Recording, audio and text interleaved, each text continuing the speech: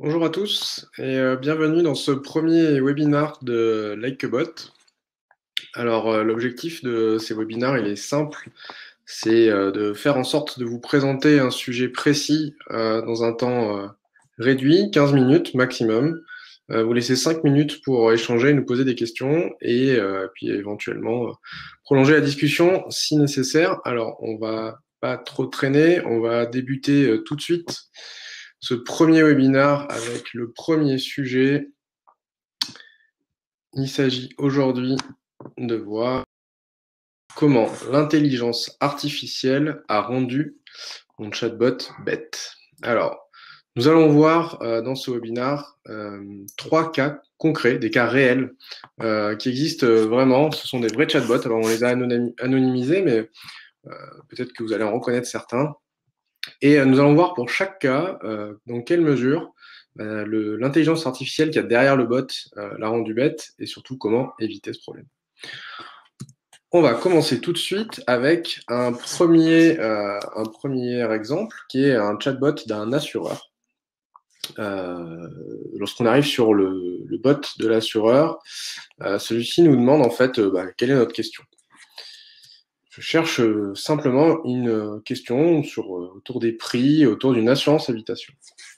Et ce bot qui a un fonctionnement de FAQ dynamique va me faire une première réponse qui me demande si je souhaite connaître les véhicules assurés par l'assurance.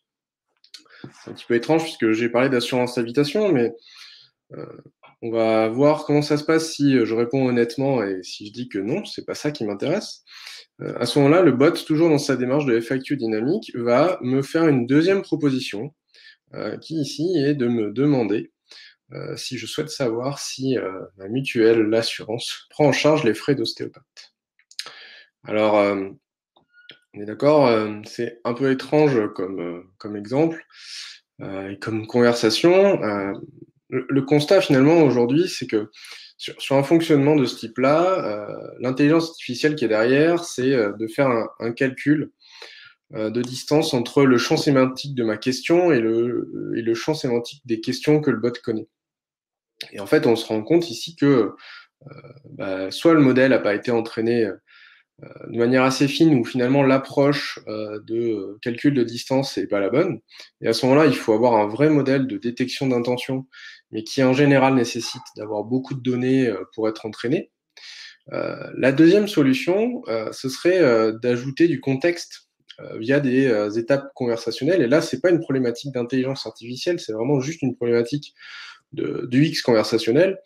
Et on pourrait, par exemple, imaginer que la première chose que me dise le bot, c'est non pas quelle est votre question, mais vous souhaitez avoir des informations sur l'assurance habitation ou l'assurance automobile. Et à ce moment-là, le bot aurait un peu plus de contexte et ça éviterait une réponse, comme on le voit ici, complètement hors sujet à ma première question. Alors ça, c'était un premier exemple. En voici un deuxième. C'est ici un bot qui, après m'avoir fait faire une collecte d'informations pour obtenir un devis, me demande mon adresse mail, ce qui est assez classique. Néanmoins, comme je m'attendais à avoir mon devis directement dans le chatbot, je vais lui répondre que je ne veux pas donner mon adresse mail. À ce moment-là, le bot me demande de saisir une adresse à un format mail classique. Donc, il a bien détecté que je n'avais pas donné mon adresse mail. Et quand je lui redis que je ne veux pas donner mon adresse mail, à ce moment-là, il se passe quelque chose d'étrange. Le bot me demande de préciser ma question à l'aide de propositions qui ont absolument rien à voir.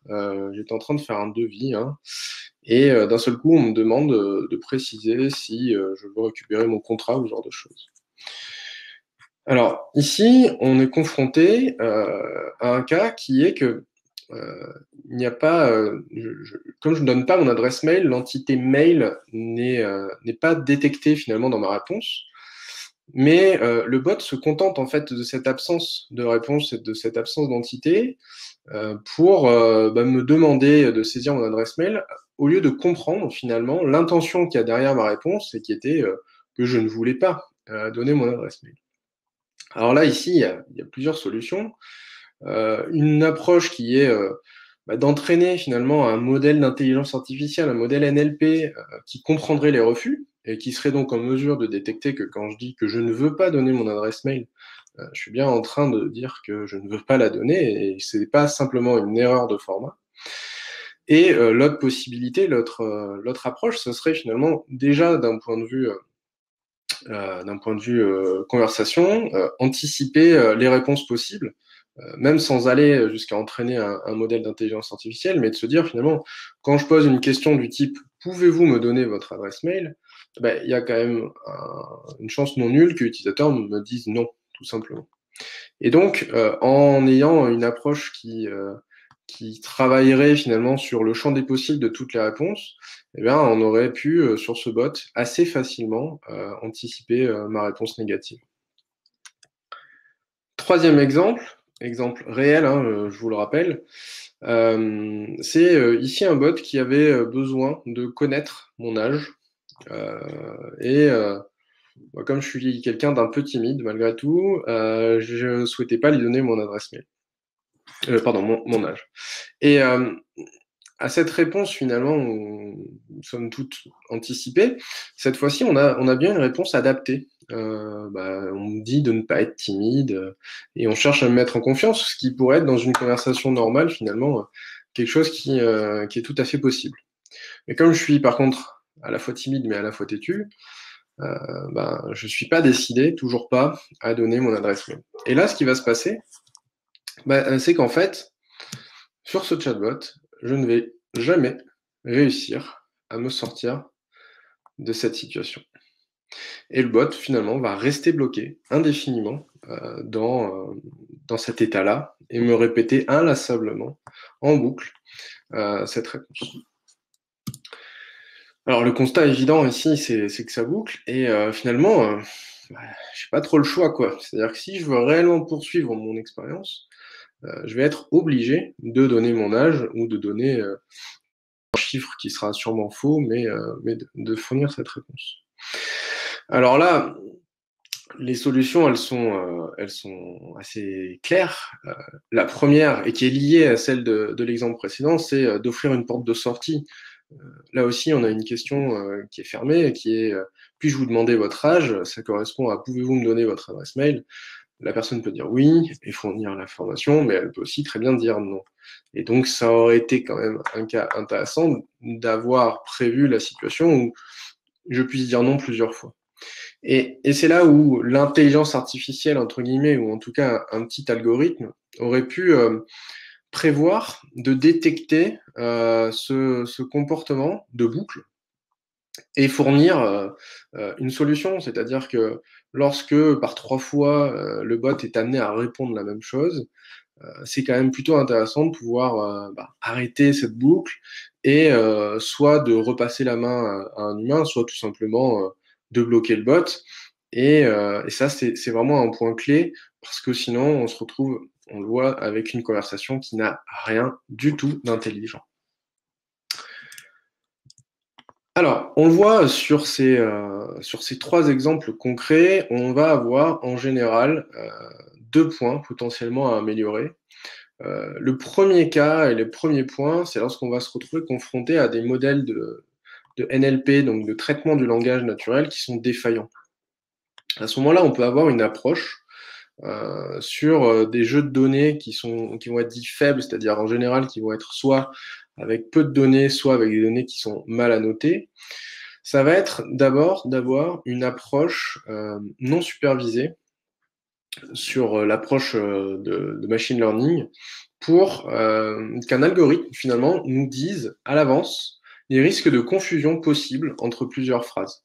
Et ça va permettre finalement dès le départ de se dire ces 2 phrases-là ou ces 5 phrases-là, elles risquent d'être interprétées de la mauvaise manière par notre bot et donc il risque de répondre la mauvaise réponse puisqu'il va croire que c'est la mauvaise question. Et c'est exactement ce qui a dû se passer dans le premier exemple que je vous ai donné. Ensuite, le deuxième point sur ces sujets machine learning et traitement du langage naturel, ça va être d'avoir des modèles sur lesquels on a limité le nombre de sorties. et d'essayer de travailler finalement sur des modèles qui vont avoir une approche quasiment binaire, c'est-à-dire est-ce que l'intention est là ou est-ce qu'elle n'est pas là, plutôt que d'essayer d'avoir un modèle global qui sera capable d'interpréter beaucoup de choses et de fournir finalement beaucoup d'interprétations. Et puis la 13e approche qui peut-être peut faire hurler certains ayatollahs de l'intelligence artificielle, et encore que derrière les apparences, c'est souvent ce qui est fait, ça va être de générer finalement du texte à la main, lorsqu'on a finalement peu de données pour entraîner les modèles. Ça va être de se poser avec un pool d'utilisateurs potentiels ou avec des gens du métier autour du chatbot qui est conçu, et de dire, ben voilà, comment est-ce que vous pensez que les gens vont poser la question? Et grâce à ça, on va pouvoir avoir plus d'informations qui vont permettre de soit d'avoir l'approche non supervisée qu'on évoquait au début, soit éventuellement d'avoir des données pour commencer à entraîner des modèles et avoir des premiers résultats. Le deuxième point, on l'a vu parmi les exemples, souvent qui va être défaillant, au-delà de l'intelligence artificielle sur laquelle on peut rarement anticiper toutes les situations parce que ça va introduire de la complexité. Ce deuxième point souvent qui est amélioré, c'est l'approche du X conversationnel. Et là-dessus, il y a souvent une défaillance et un manque d'anticipation qui est souvent lié au fait que les gens pensent que l'intelligence artificielle va savoir faire ça seule. Mais en réalité, il y a un vrai travail de conception de conversation qui est à mener en amont même de se poser la question des modèles d'intelligence artificielle à mettre dans votre chatbot. Là-dessus, il y a plusieurs points clés qui vont tourner autour d'un sujet un peu trivial finalement, c'est de cadrer la conversation pour apporter du contexte au bot. La première chose, c'est que finalement, ce n'est pas l'utilisateur qui va poser des questions au bot, mais bien l'inverse, le bot qui va poser des questions à l'utilisateur pour l'orienter à travers un tunnel, et si possible de manière un peu fine, c'est-à-dire qu'il ne faudra pas non plus que l'utilisateur soit bloqué dans une conversation et doive absolument suivre mot pour mot le tunnel, mais c'est d'avoir quelque chose qui cadre et qui permet de donner au fur et à mesure du contexte au bot. La deuxième chose, qui est un travail à faire lorsqu'on a une première version d'arborescence, une première version de conversation, ça va être d'anticiper les différentes réponses qui sont possibles et de prévoir finalement toutes les situations. Comment est-ce qu'on gère le fait qu'un utilisateur ne veuille pas donner son âge ou ne veuille pas donner son adresse mail, le fait qu'un utilisateur ne veuille pas déposer son CV ou fasse une réponse où on attend par exemple une seule réponse et il nous donne deux choix. Tous ces cas-là, il va falloir les anticiper et prévoir les réponses du bot dans cette situation. Et puis, il va y avoir des situations où aussi on ne pourra pas anticiper. Et à ce moment-là, il faut absolument prévoir des fallbacks, des cas par défaut finalement, qui, lorsqu'on arrive dans cette situation, vont permettre de ramener l'utilisateur dans une situation, dans un contexte que le bot maîtrise, et pour essayer de le ramener dans le droit chemin. Et si réellement, à ce moment-là, on rentre dans un système où l'utilisateur n'arrive pas à progresser, on peut avoir retombé dans le cadre de la boucle, et là, essayer de s'en sortir en faisant appel à un opérateur humain. Alors, on a pu voir des exemples, on a pu voir les problèmes. La conclusion, finalement, de tout ça, ça va être de se dire, avant de penser à la partie intelligence artificielle, machine learning, modèle NLP, il faut avoir une réflexion en amont sur quel service on veut proposer, comment on veut le proposer, et faire en sorte d'avoir la meilleure expérience pour l'utilisateur. Et c'est pour ça que nous, chez Likebot, ce qu'on aime dire, c'est penser à l'UX avant l'IA. Les modèles NLP et l'intelligence artificielle sont un moyen, dans certains cas, de fournir une expérience utilisateur qui est optimale, mais dans bien des situations, elles peuvent aussi conduire à dégrader fortement l'expérience utilisateur, là où pourtant, une réflexion, on va dire, plus pragmatique, orientée autour d'algorithmes plus classiques, qui n'ont rien d'intelligence artificielle, mais qui sont parfois beaucoup plus efficaces, permettent finalement d'avoir des résultats qui sont bien meilleurs pour l'utilisateur. Alors, pour conclure, on va finalement faire une espèce de révélation. On va vous permettre de savoir quelle est la différence entre un bon et un mauvais chatbot. Alors, le mauvais chatbot, il voit une question, il répond. Le bon chatbot, il voit une question, il répond, mais c'est pas pareil.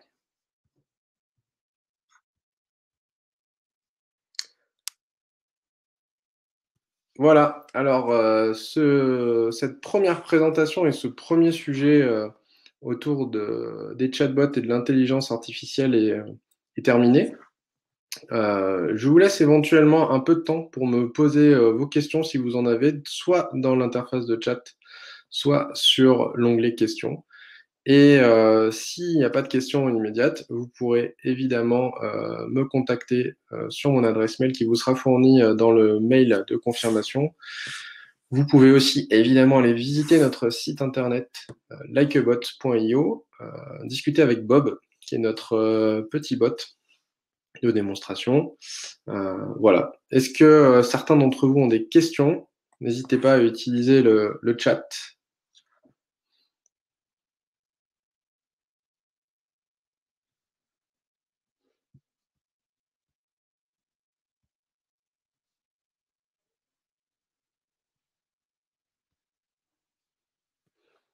Alors, comme je ne vois pas de questions, je vais mettre fin à ce webinaire. Je vous le rappelle, l'objectif, c'était de vous fournir des informations concrètes en 15 minutes sur un sujet un peu précis avec des exemples concrets, d'être pragmatique. C'est la marque de fabrique de Likeabot. Si vous avez des idées, des suggestions de sujets que vous souhaiteriez voir abordés sur les prochains webinaires, n'hésitez pas à me les soumettre ou à les soumettre sur notre site internet. Et puis je vous invite évidemment à partager cette vidéo de webinaire à votre réseau et aux gens que vous pensez que ça pourrait intéresser. Voilà. Je vous remercie, je vous souhaite à tous une excellente après-midi et je vous dis à bientôt. Merci.